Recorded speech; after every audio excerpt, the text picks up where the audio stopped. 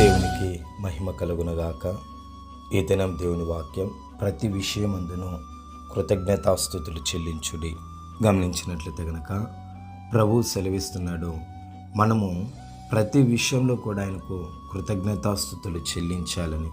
మనం మొదటగా దేవాతి దేవుడైన ప్రభు అయిన యేసుక్రీస్తుల వారు ఈ లోకానికి మానవ జన్మతో ఈ లోకానికి వచ్చి మన కొరకు మరణించి తిరిగి లేచి మనకు నిత్య జీవాన్ని అనుగ్రహించినటువంటి దేవునికి, ఆయన ఇచ్చినటువంటి యొక్క గొప్ప భాగ్యానికి మనము దేవునికి కృతజ్ఞతాస్తుతులు చెల్లించాలండి మొట్టమొదటిగా.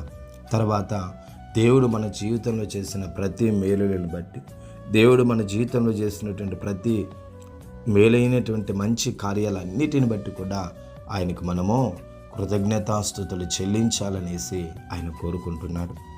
మనకు ఇప్పటి వరకు శక్తిని, బలమును, ఆరోగ్యమును, ఆయుష్కాలాన్ని ఇచ్చి మనల్ని ఇప్పటి వరకు నడిపిస్తూ వచ్చినటువంటి విధానాన్ని బట్టి ఆయనకు మనము కృతజ్ఞతాస్తుతులు చెల్లించాలి. మన జీవితంలో చేసిన మేలులను బట్టి, మన యొక్క సంతతి, మన పిల్లల జీవితంలో చేసినటువంటి ఒక్కొక్క మేలులను బట్టి ఆయనకు మనము కృతజ్ఞతతో కూడినటువంటి స్తుతులు చెల్లించినట్లయితే గనక అది మనకు దీవెనకరంగా మారుతుంది.